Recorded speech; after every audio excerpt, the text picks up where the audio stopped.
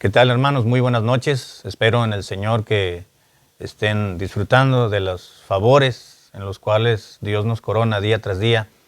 Y también agradecerle el hecho de que me esté acompañando en esta ocasión para meditar en la Biblia, en la palabra de Dios. Así que, sin más preámbulo, voy a invitarle que me acompañe a abrir la Biblia en Proverbios número 21.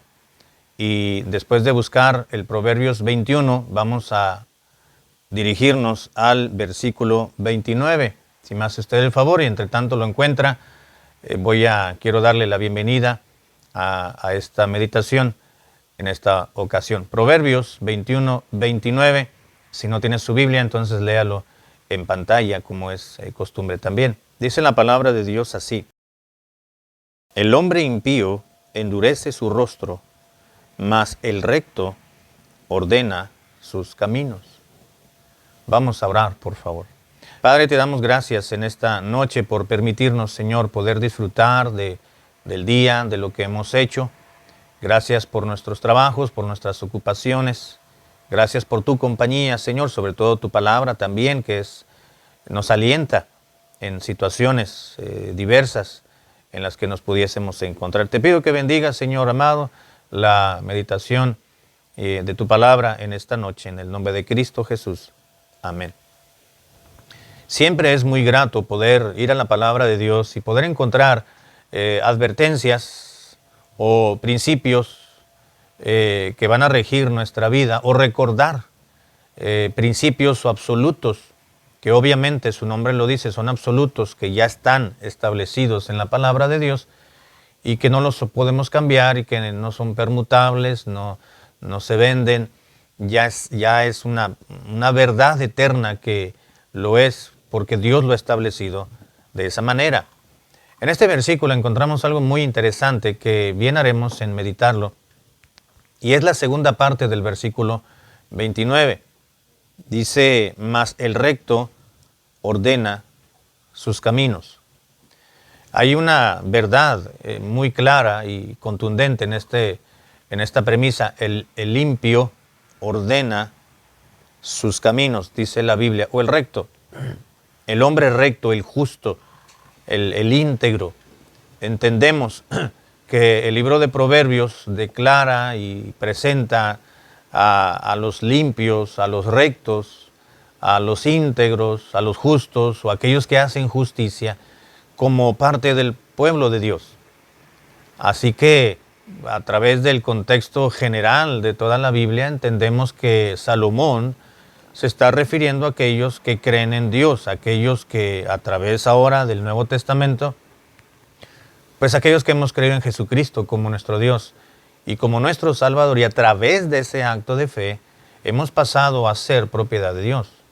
Hemos pasado a ser parte del pueblo de Dios, de los que han sido justos, es decir, los que hemos sido justificados, los que tenemos una vida recta en el sentido de que Dios nos ha justificado y nos está marcando una forma de vida correcta, distinta a la que teníamos previo a conocer al Señor, y nuestra vida debe ser tal. El justo, el recto, se refiere al Hijo de Dios. Así que está diciendo el escritor sagrado, en este caso Salomón, y dice que el hombre recto ordena sus caminos. ¿No le recuerda esta palabra, este término, ordena sus caminos, a otro personaje bíblico que Dios le declaró y le dijo: ordena tu casa porque vas a morir? El hecho de que la palabra de Dios diga que el hombre recto ordena sus caminos no es una orden, no es un imperativo, no es un consejo, sencillamente declara la palabra de Dios y da por hecho que el recto, es decir, el Hijo de Dios, estará constantemente ordenando su casa, en esta acción de vida que le va a afectar para bien. El hombre recto ordena su casa, es algo que hace cotidianamente. Esta acción es una actividad de vida que lo estará llevando sin pensarlo, y que lo planeará en una constante en su vida, que le estará trayendo mejoras como persona, como individuo, como hijo de Dios, como hija de Dios. De manera que es una acción, hermanos, que usted y yo debiéramos de llevar a cabo constantemente. El recto, el Hijo de Dios, ordena su casa. En el caso, por ejemplo, de aquel rey que Dios le permitía una enfermedad y le dijo, pues esa enfermedad te va a llevar a la muerte. Quizás la enfermedad no era para tal grado, pero dentro de los planes de Dios, pues estaba que este hombre ordenara su casa. Ordena tu casa porque morirás. Ya estaba postrado en cama, ya estaba prácticamente sin poder hacer gran cosa de su vida. Estaba pues prácticamente, era un hombre ya sin poder gobernar al pueblo de Dios en algún sentido, porque ya estaba desahuciado, y no por los médicos, sino por parte de Dios. Y lo que Dios dice es la primera palabra y es la última. De forma tal que ese hombre, sabemos, se humilló delante de Dios y le recordó a Dios que él había tratado de llevar en su vida los preceptos divinos, tratar de gobernar la nación a la cual Dios le había puesto de una mejor forma. Tenía la ley del Señor de su lado, tenía el corazón inclinado a agradar a su Dios. Y le dijo, Señor, acuérdate que he hecho misericordia, he tratado de hacer las cosas rectamente y tú me has ayudado y lo he tratado de hacer, y arrepentido y humillado delante de Dios. Dios le dio una nueva oportunidad, pero no dejó, por tanto, el hecho a un lado de ordenar su casa. El hecho de que Dios le haya dicho, ordena tu casa porque vas a morir, cuando Dios le extendió la vida, no quiere decir que ya no lo hizo. Al contrario, Dios le extendió con varios años más de vida, y seguramente los debió aprovechar muy bien, debió haberlos aprovechado muy bien. Así que ordenó su casa. Es algo que Dios también desea. Vemos ahí que Dios desea, en el caso de este rey, que Dios le pidió que ordenara su casa. Aquí en este versículo no es una orden, pero es algo que Dios está esperando que hagamos nosotros. El recto, el hombre recto, ordena su casa. Estará en una continua planificación y evaluación personal para encontrar cuáles han sido los aciertos y los desaciertos en su vida, como esposo o como esposa, como hijo, como hija, como empleado, como patrón, como empresario, como emprendedor, como vecino, como hermano, como hijo de Dios, como parte de una familia terrenal, etc. Estará evaluándose a sí mismo para llegar a un punto en el cual decir, bueno, necesito mejorar en esta área y en esta otra necesito continuar reforzando estos aspectos. Ordena tu casa. El ordenar implica la idea de poder colocar en una manera conveniente alguna cosa con un fin determinado. Es colocar en un estado conveniente alguna cosa para tener un fin esperado. Es decir, el ordenar implica llevar quizás un sistema. Cuando tenemos podemos tener sistemas para acomodar nuestra ropa, por ejemplo. Podemos utilizar el sistema de colores, de más claro a más oscuros, o las camisas de manga corta, las de manga larga, o podemos tener en un archivo, por ejemplo, la idea más común para poder ilustrar es un archivo. Por ejemplo, en la computadora tenemos los archivos, tenemos carpetas, tenemos subcarpetas a su vez. Es un sistema, es un orden para un fin determinado. ¿Para qué? Bueno, hay un sistema, ahí colocamos de cierta manera las cosas porque así nos conviene, porque finalmente nos va a ser mucho más propio y más fácil poder encontrar lo que necesitamos. Si tenemos lápices o plumas y las aventamos por todos lados, cuando necesitemos una, si somos desordenados, pues nunca los vamos a encontrar.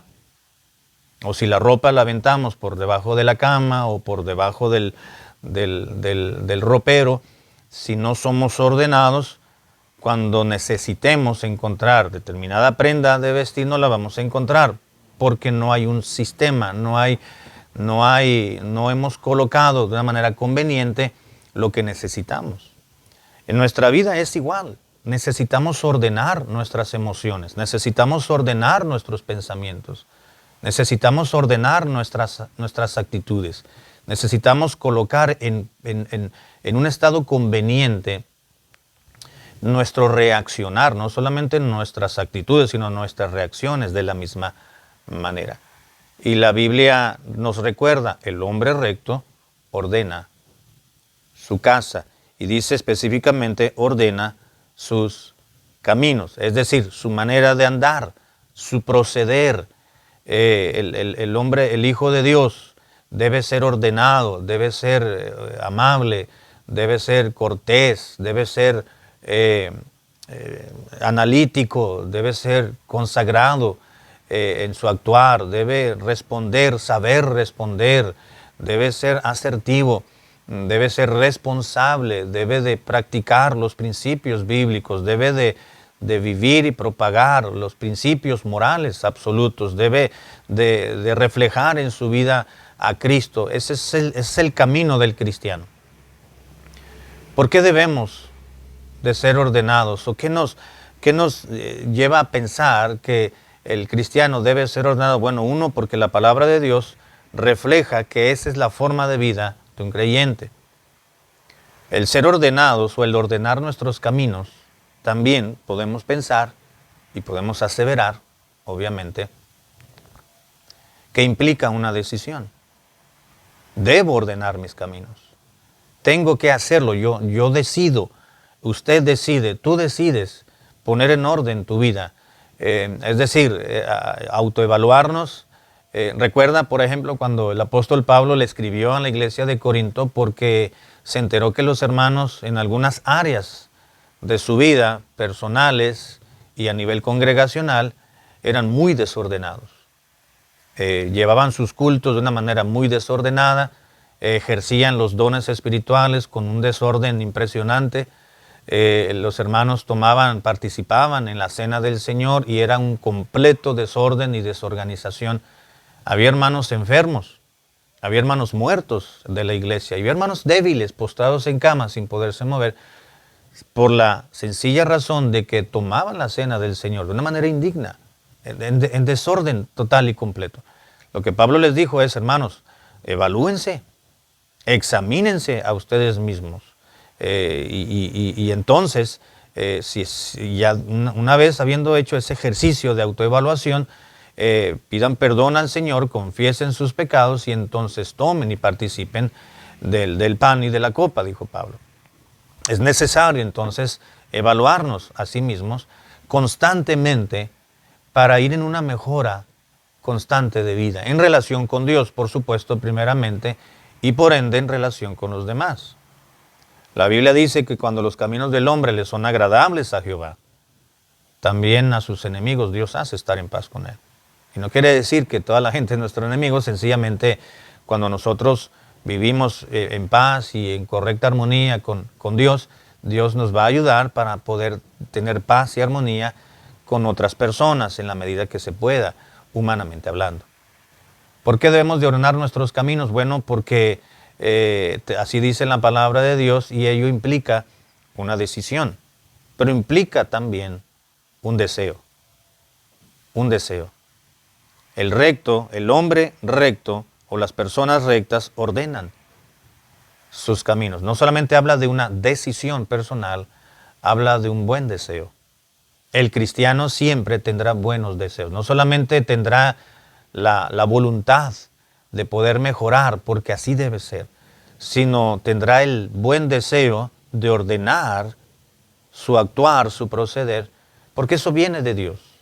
Porque lo primero que el cristiano desea es agradar a Dios antes que agradar al ojo, a los hombres, a las demás personas. Implica no solamente una decisión, implica el ordenar nuestras actitudes, nuestro comportamiento, nuestra forma de ser, implica un buen deseo por parte nuestro, pero también nos habla, hermanos, de una buena y calidad de vida que Dios quiere que tengamos. Que Dios nos ayude, muchachos y hermanos, a poder evaluarnos constantemente, cada día, cada tarde, cada mañana, quiero decir, al comienzo de un día, o quizás al finalizar el día, ya estar analizando, pensando qué fue lo que hicimos de forma correcta, en qué acciones omitimos, qué actitudes malas tuvimos, qué descuidos tuvimos en nuestra vida, en qué se nos llamó la atención porque omitimos llevar a cabo alguna tarea, alguna actividad, en qué nos dimos cuenta que fallamos